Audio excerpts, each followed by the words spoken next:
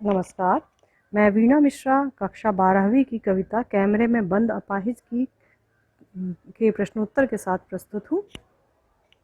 पहला प्रश्न है, कविता में कुछ पंक्तियाँ कोष्ठकों में रखी गई हैं, आपकी समझ में इनका क्या औचित्य है? उत्तर, कोष्ठकों में लिखी पंक्तियाँ कवि के मुख्य भाव को व्यक्त करती हैं। इनके माध्यम से कार्यक्रम संचालक के द्वारा अलग अलग लोगों को संबोधित करते हुए कार्यक्रम का संचालन किया गया है। तो ये अलग अलग लोग कौन हैं? जैसे कैमरामैन को संबोधन, कैमरा दिखाओ इसे बड़ा बड़ा, कैमरा बस करो, पर्दे पर वक्त की कीमत है। तो ये दो कथन उदाहरण स्वरूप प्रस्तुत किए गए हैं। दूसरा है दर्शकों को संबोधन, उदाहरण के रूप में दो कथन है, हम खुद इशारे से बताएंगे क्या ऐसा, आशा है आप इसे उसकी अपंगता की पीड़ा मानेंगे। तीसरा है अपंग व्यक्ति को संबोधन, इसके भी दो उदाहरण हैं, पहला यह अवसर खो देंगे और दूसरा बस थोड़ी ही कसर रह गई। प्रश्न 2, कैमरे में बंद अपाहिज करुणा के मुखौटे में छिपी क्रूरता की कविता है, विचार कीजिए। उत्तर, यह कविता मीडिया के वास्तविक चेहरे को उजागर करती है। मीडिया के जरिए सामाजिक उद्देश्यों के नाम पर अपाहिज या पीड़ित व्यक्ति की पीड़ा को जनता तक पहुंचाया जाता है।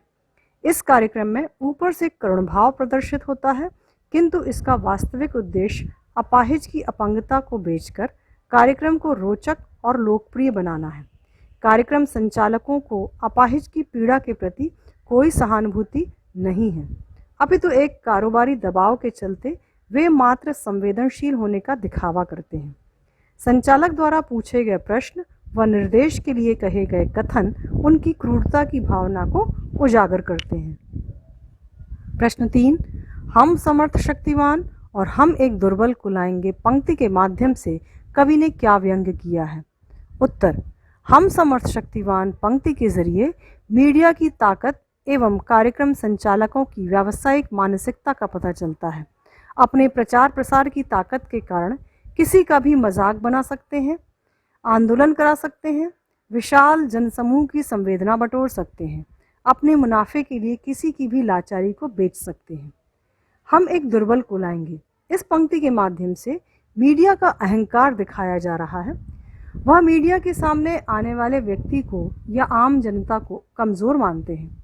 साथ ही यहाँ पीड़ित व्यक्ति की लाचारी भी प्रकट होती है कि उसे अपनी पीड़ा भी संचालक की इच्छानुसार व्यक्त करनी पड़ती है।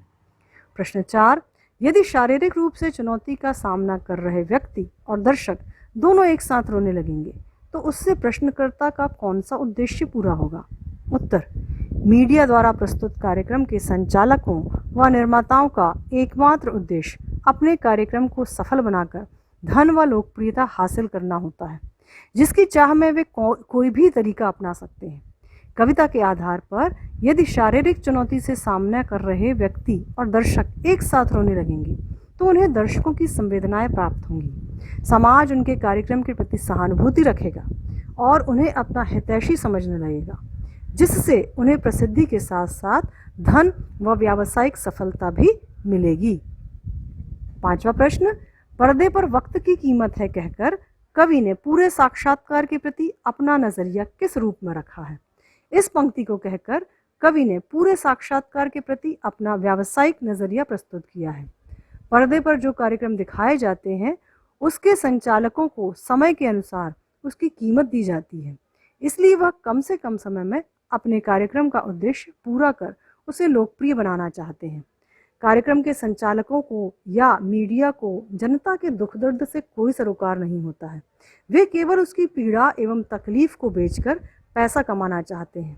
कार्यक्रम के संचालकों की सहानुभूति भी बनावटी व दर्शकों की सहानुभूति बटोरने का एक जरिया होती है। कविता के आसपास का पहला प्रश्न, यदि आपको शारीरिक चुनौती का सामना कर रहे किसी मित्र का परिचय लोगों से करवाना हो तो किन शब्दों में करवाएंगे? तो इसे आप स्वयं के विचार के जरिए भी लिख सकते हैं। मैंने इसमें लिखा है कि मैं यदि किसी मित्र का परिचय करवाऊंगी तो उसके भीतर की काबिलियत, शौक व गुणों के बारे में लोगों को बताऊंगी। जैसे उदाहरण दिया है, यदि किसी मित्र का एक हाथ नहीं है और मैं उसका परिचय कराऊं तो किस तरह से कराऊंगी? यह मेरी एक मित्र है जिसका नाम रश्मि है, जो बचपन से मेरे साथ पढ़ती है।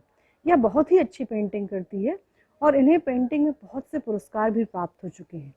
दुर्भाग्य से एक दुर्घटना में इन्हें एक हाथ खोना पड़ा, किंतु इससे इनके शौक और उत्साह में कोई कमी नहीं आई, बल्कि अब यह अपनी कला पर और भी ज़्यादा ध्यान दे रही हैं और उसके माध्यम से सफल जीवन जीना चाहती हैं।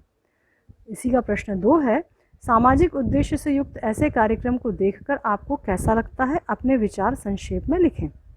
तो इस तरह के कार्यक्रम मेरे मन में पीड़ित के प्रति सहानुभूति पैदा करते हैं। मुझे पीड़ित व्यक्ति को देखकर दुख भी होता है। ऐसे कार्यक्रम के जरिए समाज का वास्तविक रूप जानने का अवसर भी मिलता है। किंतु कार्यक्रम के संचालकों द्वारा जब केवल अपनी लोकप्रियता या धन कमाने के लिए उन पीड़ितों का दर्द बेचा जाता है तो वह मुझे बहुत तकलीफ देता है, क्योंकि कार्यक्रम संचालक मात्र समाज सेवा का दावा करते हैं और वास्तव में उस पीड़ित की करुणा को बेचकर स्वयं पैसा कमाते हैं। इसमें आप स्वयं के विचार लिखें तो ज़्यादा अच्छा है। प्रश्न 5 में, अगर आप ऐसे कार्यक्रम के दर्शक हैं तो टीवी पर ऐसे सामाजिक कार्यक्रम को देखकर आप दूरदर्शन निदेशक को एक पत्र लिखें और अपनी प्रतिक्रिया व्यक्त करें। तो ये 3 भागों में मैंने इसे बांटा है, कलर के अनुसार आप देख सकते हैं, शीर्ष भाग, मुख्य भाग और अधोभाग, और तीनों के अनुसार ही नंबर भी दिए जाते हैं। तो आप इस पत्र का अवलोकन करें और इसके अनुसार आप स्वयं की भाषा में भी पत्र लिख सकते हैं। धन्यवाद।